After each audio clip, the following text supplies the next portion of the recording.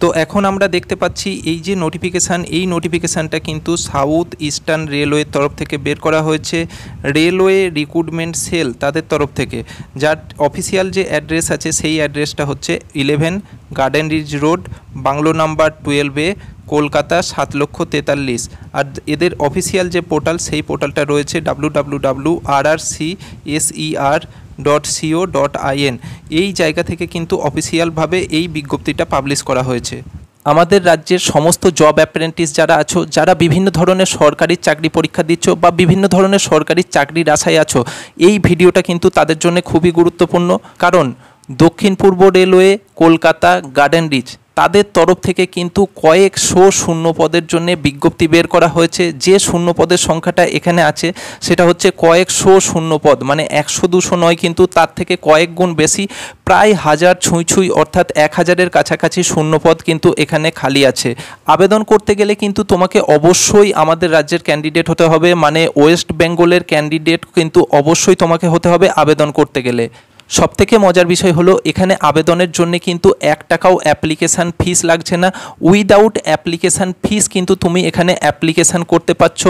যে কোনো ক্যাটাগরির ছেলে কিন্তু এখানে অ্যাপ্লিকেশান করতে পারবে। জেনারেল, এসটি, এসসি, ওবিসি প্রত্যেকটা ক্যাটাগরির ছেলেমেয়েরা কিন্তু এখানে অ্যাপ্লিকেশান করতে পারবে। আর প্রত্যেকটা ক্যাটাগরি ওয়াইজ যে শূন্যপদের সংখ্যা সেটাও কিন্তু কয়েকশো, সেটা general category, SC category, OBC category, প্রত্যেকটা ক্যাটাগরিতে কিন্তু কয়েকশো শূন্যপদ কিন্তু এখানে খালি আছে। এবং যেহেতু রিক্রুটমেন্টটা ডাইরেক্ট ইন্ডিয়ান রেলওয়ে মানে ভারতীয় রেলওয়ের আন্ডারে হচ্ছে, সেহেতু এখানে কিন্তু তোমরা রেলওয়ের সমস্ত রকম ফেসিলিটি, রেলওয়ের সমস্ত রকম সুবিধা পেয়ে যাবে।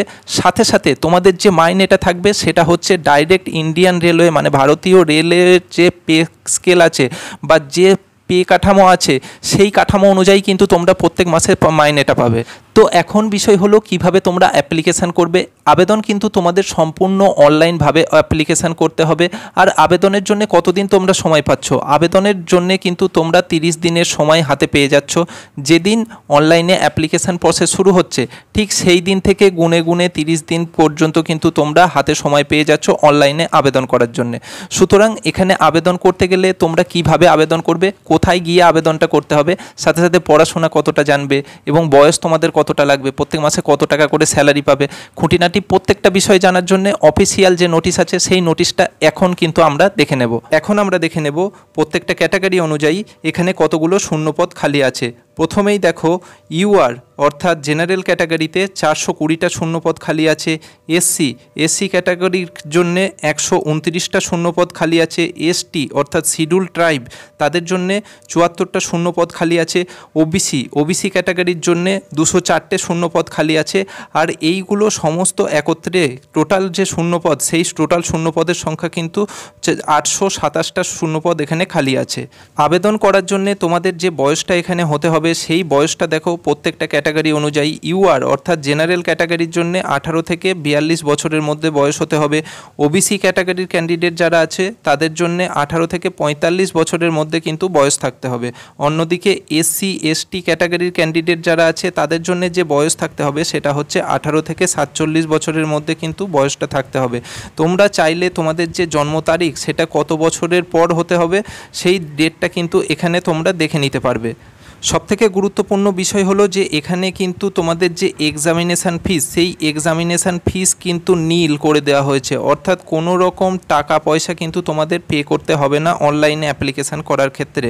এখানে আর একটা জিনিস দেখো যে বয়সের প্রমাণপত্র হিসাবে তোমরা কি ব্যবহার করবে, সেটা হচ্ছে তোমরা যখন মাধ্যমিক পাস করেছিলে বা ম্যাট্রিকুলেশান পাস করেছো সেই ম্যাট্রিকুলেশান পাসের যে মার্কশিট রয়েছে সেই মার্কশিটের জেরক্স কপি কিন্তু তোমরা ইউজ করতে পারবে প্রুফ অফ এজ হিসাবে, অর্থাৎ তোমাদের বয়সের প্রমাণপত্র হিসাবে।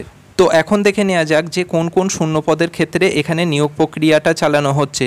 যে শূন্যপদের ক্ষেত্রে নিয়োগ প্রক্রিয়া চালানো হচ্ছে সেটা হচ্ছে এএলপি কথার অর্থ তোমরা জানো যে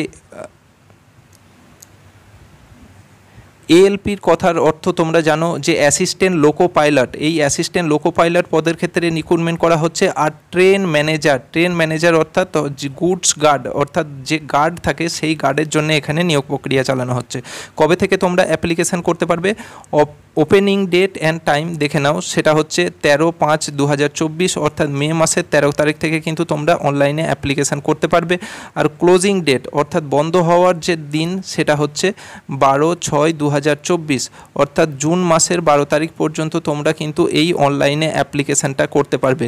এখন বিষয় হলো কোথায় গিয়ে আর কিভাবে অ্যাপ্লিকেশান করবে। তো অ্যাপ্লিকেশান তোমাদের কিন্তু অনলাইনে অ্যাপ্লিকেশান করতে হবে। যে জায়গায় গিয়ে তোমাদের অনলাইনে অ্যাপ্লিকেশানটা করতে হবে সেটা হচ্ছে আরআরসি অথবা এসিআর এর যে অফিসিয়াল পোর্টাল আছে সেটা হচ্ছে www.rrcacr.co.in। এই অফিসিয়াল পোর্টালে ভিজিট করে কিন্তু তোমাদের অনলাইনে অ্যাপ্লিকেশানটা করতে হবে।